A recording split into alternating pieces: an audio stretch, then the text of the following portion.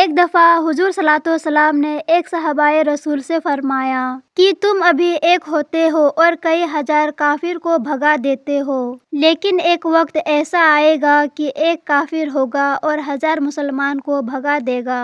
تو صحابہ رسول کہنے لگے، یا رسول اللہ، صرف ایک کافر اور ہزار مسلمان کو بھگا دے گا؟ ایسی کیا وجہ ہوگی؟ اس وقت ایسا کیا ہو جائے گا؟ تو آپ صلی اللہ علیہ وسلم نے فرمایا کہ اس وقت لوگوں کو وہن ہو جائے گا۔ صحابہ نے کہا، یا رسول اللہ، یہ کس بیماری کا نام ہے؟ تو اللہ کے رسول صلی اللہ علیہ وسلم نے فرمایا، اس کا ترجمہ یہ ہے کہ لوگوں کو دنیا سے پیار ہو جائے گا اور لوگوں کو مرنے کا من نہیں کرے گا۔